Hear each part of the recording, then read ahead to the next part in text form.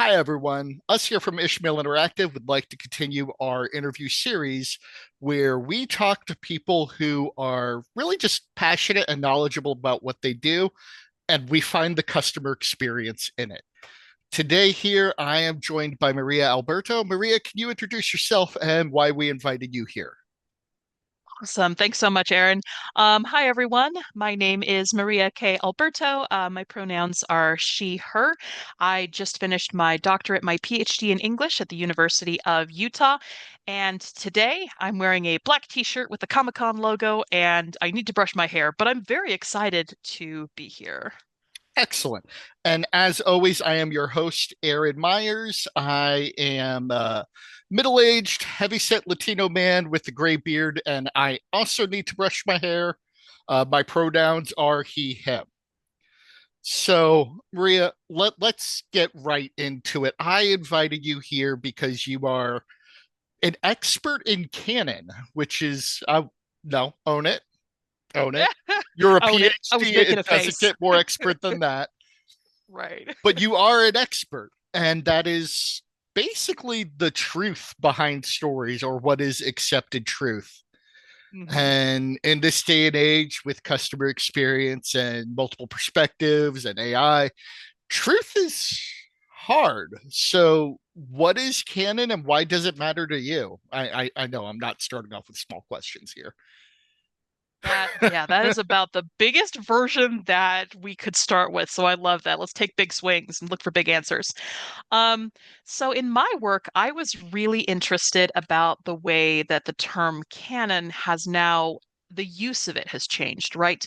So initially you had this term meaning something like this is the established body of literature. You've got to have read these great books. You got to know this art, whatever, or you don't count as a professor, as a student of literature, as an artist, whatever. Canon could also mean like a standard by which something was judged, right? And so you see that term come up a lot on like the academic side, right? There were like the canon wars of American higher ed. Like, who can we teach? Is it the old dead white guys? Is it everybody, right? Right. You also had like entire schools of thought being like, does it matter that there's one, great canon or not? But the shift that I'm really interested in is that now we have audiences, we have fans, and we even have like media producers outside the academy using the same term to mean something different, not um, the great works of a genre, but instead the truth about their fictional world. What is canon in Middle Earth or what is canon in a galaxy far, far away means, and I'm doing heavy scare quotes here, what really happened in the world of Star Wars or in the world of Tolkien's Middle Earth. And so I'm really interested in that shift because, as you put it, Aaron, it's a preoccupation with truth that fascinates me because it's both applied to fiction and it's coming up in our particular moment. Yeah. I love that. I love the trace of what are the big works to hmm shifting universes. I think it might be because now we tend to enjoy things in mass. So 100 hmm people watch something. What is the 80% they can agree on? But hmm something I see a lot when it comes to canon is because it's told to a specific group now, it gets hmm reinvented and retold. So For sure. you have nothing new under the sun. You get these stories that kind of get repeated. I don't know how many times I've seen Uncle Ben killed in a movie of Spider-Man. You know, Yeah. Batman's poor parents must always die, stuff like that. hmm hmm But Sherlock, yeah. yeah, and we also see this a lot with service design. We have these consistent models, whether it's concierge, self-service, subscription. hmm It's new tech, new resources, new window dressing, same pattern. hmm So when you're looking at the patterns of a retold story, how do you separate what is core from what is reinventable?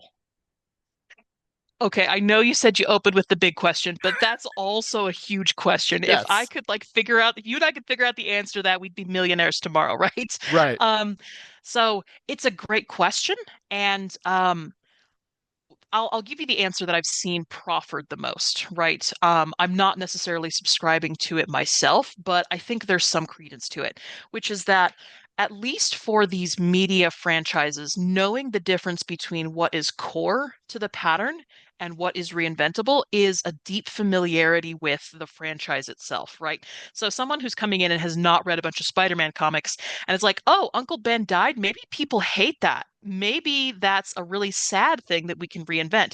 Someone who's been reading Spider-Man in like the four strip Sunday funnies for years. Hello, it's me. It's like, yeah, it's like, no, no, no, no, no. This is not Spider-Man without that kind of establishing story.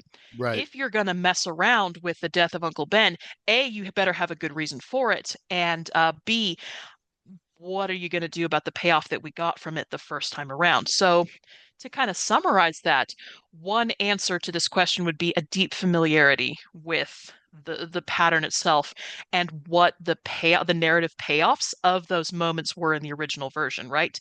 Um, the death of Uncle Ben is sad, but it's hard to see how we get the hero of Spider-Man without that kind of initiating moment. The difficulty, of course, with this is that sometimes, and I started saying Sherlock earlier because BBC Sherlock and anyway, those two, Moffat and Gatiss, are one of my particular sticking points because that's an example of what some scholars have called the fanboy auteur. In other words, someone who is like, I know my franchise so damn well. I know the ins and the outs of it. And therefore, that deep-seated familiarity and that emotional attachment and investment mean that I can fuck around with canon because I know it so well. And I'm like, no, no, That's no, no, no, no, no, no. dangerous. That's that's That's very so dangerous. dangerous. Yeah. Yeah, Yeah. exactly. So I say familiarity at the same time as like it's been established. That's not it. Like that's not the secret sauce by itself. So Yeah. shrug. I think you see that happen sometimes in program development when you have, Hmm. an engineer who's been managing something for 20 years. Hmm. And because they have that sense of ownership, they make a really great new tool for engineers. But Hmm. my mom in a retirement home in Georgia has to use it. Hmm. Yeah. Yeah. Yeah. Yeah. It's that you're too invested in your own perspective. And also like a disconnect between the end user and like the designer, or I'm thinking of a lot of point of sale systems. You can tell the Yeah. person who designed it was never a barista or a cashier or what have you, Yes. because Yeah. like, oh no, Very I would true. never have used this. Very true. Yeah. So another thing that I see, because we're talking franchises over time, and I want to put it Hmm. on a timeline and adapt the question to sort of that longitudinal glance. Hmm. And something we also see with service design patterns is the co-opting of a model. And Mm. the example I'll give you here is Disney World. Disney World started off as we're going to provide people an ecosystem. An ecosystem is like Apple. You get into Apple, you can't get out of Apple. You are in Disney World, you cannot see the outside world of Disney World. Hmm. But then what they found is people stay for the service, the concierge service. I Hmm. stayed at Disney World because if I drop my popcorn, I know somebody will hand me a new bag within 5 minutes. And yet, yes, they get graded on that. That is an actual statistic. It's dystopian. I'm Yeah, sorry, yeah, but yeah. Oh, ooh. it's fine. It's fine. But you also have these moments where I guess franchises get co-opted. I don't even know if that would be the right word, but do have you seen and how do you see sort of the demand of the audience co-opt and change the nature of a particular story? Oof. Okay. Three big questions, one after the other after the other. This is awesome. First Yes, of all, I started humming Hotel California when you were like talking about Disneyland. It's like an ecosystem of it like you can fits. never leave. It's Yeah, so true. yeah. Um, but in terms of co-opting, so there are a couple of different ways I feel like this question can be answered. And again, it's not to say that any of them are universally positive or negative. Of course, it's a mixed bag in each case. Um, But this absolutely has me thinking about like fan service, right? Like we know there have been people who've been playing Dungeons and Dragons since the 70s and the 80s, and they played with a certain type of monster, they played with a certain type of stakes to the game. We have to have at least some nod to those people, or we're going to lose them as a customer base as we kind of update through, the newest editions. With Star Wars, like, okay, nowadays Leia in a bikini, choice we would not make, but you still have to do something for like the fans who grew up with that and who saw that as an unobjectionable part of the narrative of Star Wars, right? So, um, it can also like over an anime mean something a little different, but like this notion that fans and audiences come in expecting something from your media text, you have to give it to them because you're going to lose them otherwise. And if people who are more casual viewers are like, why did I get an upskirt shot? Why did I get this? Whatever. Well, deal with it because you're not the core fan. So Right, right. fan service is, yeah, and that's interesting to think about in terms of co-opting though, because usually you have those moments being made by the authorized producers who are like, I'm doing this for you. You're welcome, right? Um, but another way to think about co-opting also is that even to go back to the same question of like Leia in a bikini, right? Is Jabba's slave. Like, so instead you like I General you, of course, Lucasfilm or Disney, I suppose at this point, is like, I cannot make this kind, I cannot reliably attract the same types of audiences to my media text through this depiction of women. What do we have instead? So we have women in a different kind of role, different kind of outfit, different kind of place in the narrative. And then you'll have fans who grew up with Leia in a bikini, whatever, like that's co-opting, right? I came here expecting fan service, or I came here expecting more kind of narrative continuity, visual cohesion, and instead I got this. This is not an update to the franchise I wanted. You are not doing you're not, you may be authorized, but you're not doing the thing I want with the media text. So from this long block of text, you're like, I have lots of thoughts about this and no clear answers, right? There are tons of ways to think about it. Let me rob from a previous discussion we've had because, we always talk about these beforehand. The audience knows I do my research. Hmm. And I'm going to use your Star Wars example because I grew up on Star Wars. I love Star Wars. If the new Hmm. movies had a heroine in a bikini, I'd be, Hmm. you're trying a little hard.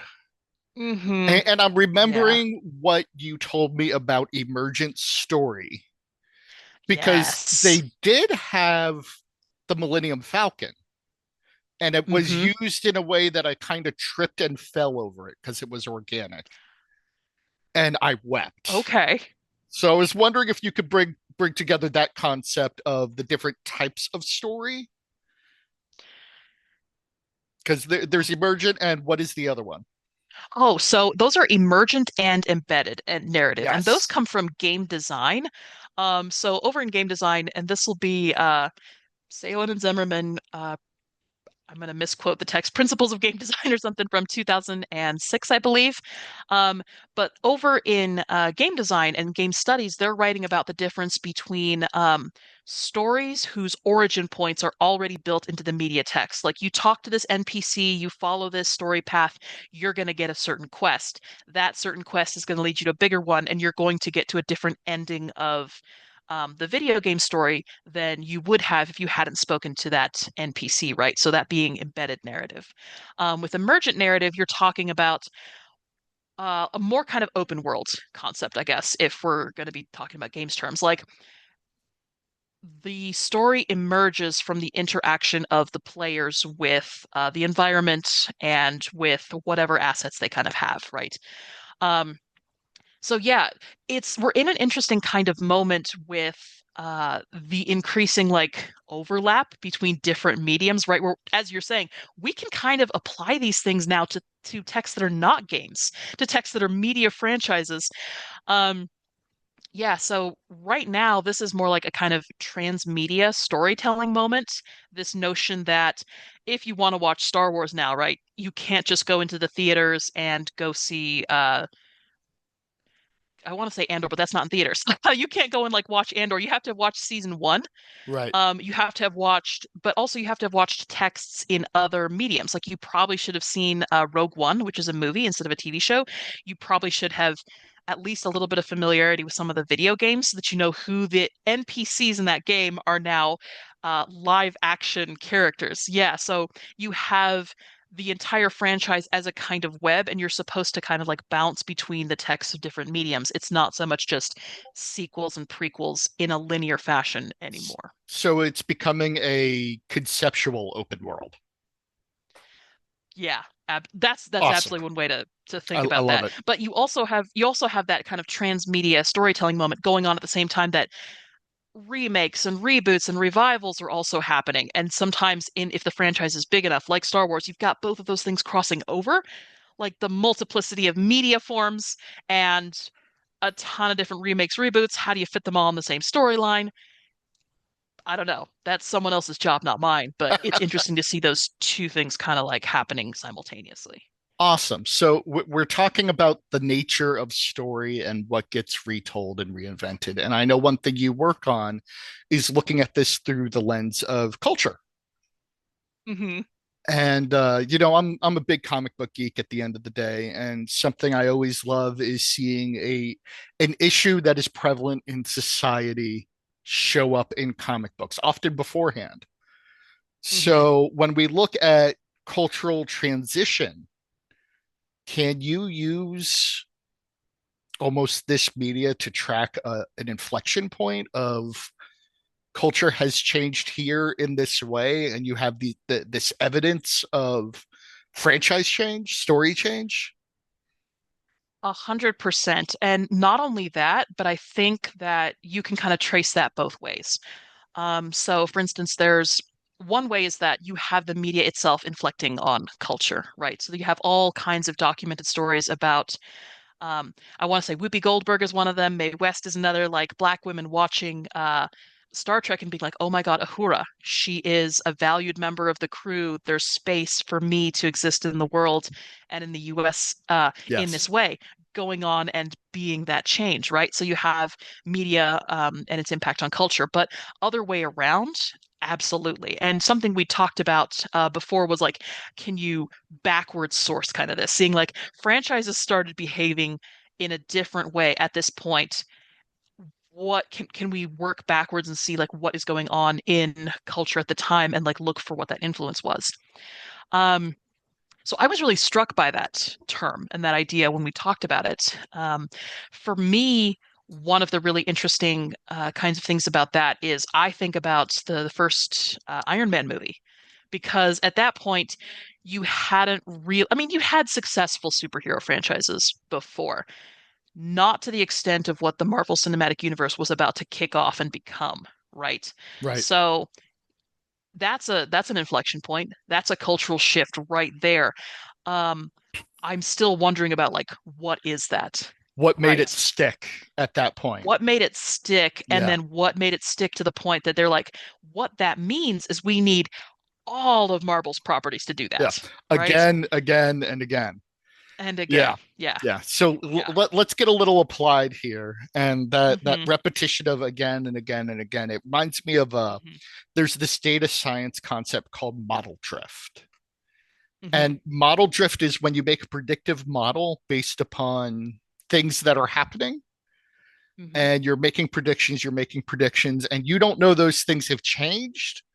And then your predictions get wildly more wrong over time forever. Hmm. Hmm. So if you have story that is based on a snapshot of culture, and people like to retell the story because we're going to play what works. Every hit song has the same beats. Every Hmm. story is a different variation on the hero ever since Robert Downey Jr. put on the mask. Hmm. Hmm. Do you have these points where the model has drifted and you snap your fingers and, oh, this story just doesn't land anymore? Hmm. Hmm. It's really funny that you're using the snap your fingers. I'm like, the later Avengers movies did not land either culturally Right. or um culturally or culturally. I'll just say this. By the time the first event, we'll start with an example, and I'll give an example from like the audience side. I'll give an example that I saw from like the text side, and then kind of mull over what the hell's going on here. So after the first Avengers movie was released, you could not turn around on the Archive of Our Own, or AO3, which is the major fan fiction archive for English speakers. You could not turn around without seeing um, an Avengers fic, right? And there were a couple of different tropes that were really popular, like we're all a big happy family, we're rehabilitating Loki, we're doing all these things as a kind of collective, focusing on the space of Tony Stark's Avengers Tower, right? Right. There is no such trend following the later movies, right? So you had like that seemed to hit what its audience wanted. It had seemed to have some kind of staying power um, in terms of like found family, rehabilitation, rehabilitative justice, etc. That again, I have not seen with any of the later Avengers movies or with the Loki TV shows. And the term I'm tempted to point toward is oversaturation and power creep. Like, so again, if you're getting an Avengers movie that's supposed to be world-shattering, universe-ending Right. stakes, every single Avengers movie, by the time you get to the five of them, you're like, no, How do you not escalate doing it. forever? Yeah. Exactly, Yeah. exactly. And for a while, I thought maybe they could rescue that by like having some of the post Thanos stories being about like recovering people, right? But that's just not landing the same way. And you still have to, again, with our expectations of narrative, we're expecting another upswing. What in the world could possibly top the notion that half the population of the universe disappeared? Like, where do Right. you go after that? Where do you Yeah. go after that? It's a good point. Um, yeah, so I'm thinking of that, but an example within the text itself, um, someone will know the answer better than me. I remember one of the early MCU films had like, their post trailers teaser thing, like this is what's coming up. They had like a picture of like Howard the Duck. And I remember walking out of the theater and having like this teenage boy explaining in the most excited tones you can imagine who Howard the Duck was to his parents, who were just like, that looked like Donald Duck to me. That's Right. fantastic. But there was Yeah. genuine excitement from this kid to be like, I'm a purveyor of cultural, specialized, rarefied cultural knowledge to my parents, when normally it's the other way around, right? We've seen like two or three different citations of Howard the Duck since. Like one was in Guardians of the Galaxy, one was I think in like She-Hulk. Yeah.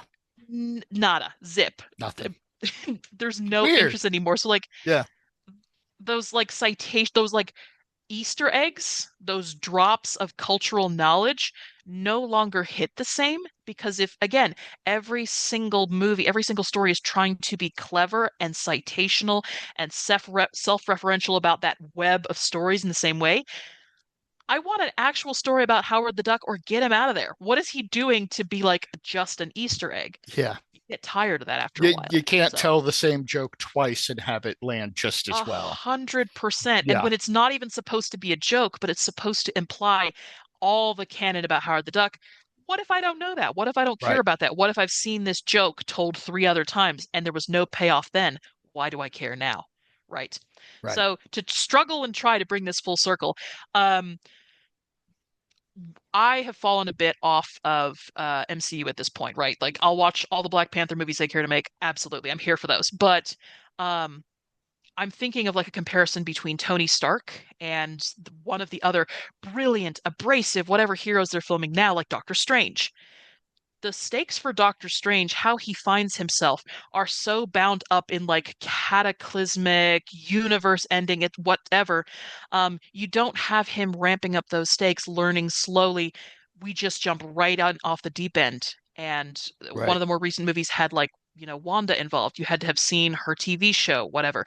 So there's not really a chance, I feel like, for him to grow as a hero we care about, despite his abrasiveness, despite whatever, the way we did about Tony Stark. Yeah. That's asking people to Oversaturation. side on to a lot from the very beginning.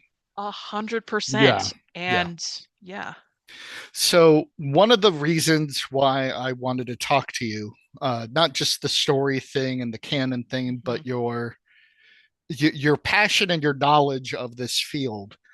When I am a project manager working on Hmm. software and I'm trying to describe what is being built or what I'm going to build, Hmm. and I put in my little ticket, they literally call that a user story. Hmm. We are trying to create a way somebody experiences a thing over time. Hmm. Experiences story, it's practically the same thing. Customer experience, customer story. Hmm. So when we're talking about the nature of story, where do you see the field going? What's going to be new? Because a lot of this will transfer over. Hmm. Hmm. Honestly, and I'm gonna throw some terms in here, they're probably already gonna be familiar to folks because they're so prevalent across different fields right now. There's an interest in stories being experiential and immersive. In other words, how do you and interactive. Let's throw three out there: experiential, immersive, and interactive. Um, how do you get people as invested as possible so that they are throwing time, energy, money, etc. into these? Um, and again, a lot of this perspective is because I'm interested in franchises. I'm really interested in seeing the turn toward games, right? Right. So we need to have a Doctor Who board game. We need to have games in all these different medias to amplify the experience of simply watching the text, right? How do we bring and immerse folks into the experience of this? You don't just turn off the TV after Who. Now go play, right? Now go. Like And it. this is, yeah, by itself, this is not at all a new phenomenon. Like novelizations have existed since the early 1900s, right? We've had those. But walking past a novelization on a Target shelf or the checkout line or wherever that might be is really different from being able to say, I went and I participated in the story as well as having watched it. What's really interesting to me is that one of the earliest uses I have found of this use of canon was Lucasfilm producers talking about Star Wars video games, where they were like, yes, in the movies, it's Luke who goes and, has this pivotal moment of shooting off that missile and destroying the Death Star. Well, if you play these video games, you could be the one who shoots that missile, and you could be the one who destroys the Death Star, I like right? that. Yeah. Yeah, so like the gospel, the canon is the movies where you have this specific hero taking on this specific narrative role and turning the story this way. But in the games, you can change that story. It could not Right. happen at all. Yeah, Right. I that was like really that a interesting lot. to me. Okay, so every profession I've seen, been around, had a touch Hmm. point with, talks about storytelling at large. A data scientist needs to know how to storytell with their charts. Hmm. A lawyer needs to know how to storytell to make the jury appreciate the context of the thing. Hmm. We're all talking about storytelling and how we use it and getting better at it. Why is this so hard, and what would you point people to get better? Oh my gosh. Okay. So honestly, I feel like this answer is coming more from like my rhetoric and writing training, but Totally. not to oversimplify so much. This is all about audience, right? If you come in knowing my audience cares about this genre, my audience has these preconceived notions, my audience has these values, has these beliefs, you could be telling like the broad sketches of the same story about heroism, about whatever that you would tell to a skeptical audience, but you can tailor it because you can leave out certain parts, you can play up certain parts because you know what your already audience is already primed to hear, right? So I could go the technical route and say, oh, you want a beginning, a middle, and end, you want clear stakes, you want a kind of an upswing and then a denouement. That's the technical side. Know your audience, right? And again, not to be a shill for any franchises, but I feel like that's where some of them have gone off the tracks a little bit. They don't know who their Right. audience is anymore. They're expecting, my audience has done the homework of watching a backlog of 15 years of movies and every property. That's not their audience anymore, right? So Right. it's That's interesting true. to Yeah. see. Yeah. Okay, so to wrap this up with our final question, we've talked a lot about what is truth. And I Hmm. always like to end with a note of what got somebody into the thing and the path that they're on. What Hmm. is that story, that franchise, that experience you had at the very beginning when you sat back at the end and said, wow, this just it rings true. I accept this. Yes, Bilbo Okay. went to the mountain. Yeah, Mm, 100%. It it very much was The Lord of the Rings. It was sitting there, and I think I remember finishing it on like a rainy day, and I was just like, well, that did not have the tidy, happily ever after ending that I had come to expect from right. like children's media written in the 80s and 90s, that was my fare until then. I was like, that poor Frodo. Sam, no, I don't I don't know if I like this. Something about it rings very true, but also Right. no.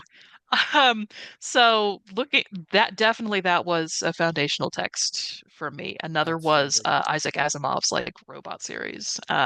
Again, I don't want this to be true that there's such a disconnect between humans and labor, but that rings very true to like the difference between Yeah. humans as consumers and humans as who are laboring, you know? Yeah. I don't like it. I hate it. This is uncomfortable, but It feels true. Yeah. it feels true. So th that's the like the answer to your question, but also I find it really interesting and telling that even here in this conversation, you and I are slipping into this particular verbiage, which is feels true, because to me, that's a really interesting kind of connection between emotion and affect and feeling something. If you feel it deeply and purely enough, isn't it true? And that's really exploitable that I'm just I like, we're in yeah. that moment. Yeah, I like that. Yeah. I like that Yeah. as a thing to be pointed out. Okay, Hmm. so thank you so much, Maria. Here at Hmm. Ishmael Interactive, we always like to end our discussion with what we call the one for fun. And the intent is to be a little goofy, a little unique, and ask something that is going to help people remember, oh, this is the conversation that ended with peanut butter and jelly sandwiches for some reason. Let's be weird. Uh-huh. Now, we've talked a bit about different stories and conversations and what it is to really buy in. I'm Hmm. also a huge fan of comedy, and my favorite type of comedian is somebody who commits to the bit. They do things with their whole heart. What is something mundane that you commit to the bit, you take it seriously because this is something you want to be all in on? Honestly, it's during conversations with like family and friends. If it's a story about an inconvenience, play it up. Like it's not just a paper cut, it's you chopped off your finger. And if there's a goofy voice to go along with it, if there's a flop against the couch to go along with it, do it. I love Commit it. to the bit. I Yeah. love it. Excellent. Thank you so much. From here at Ishmael Interactive, have a good day.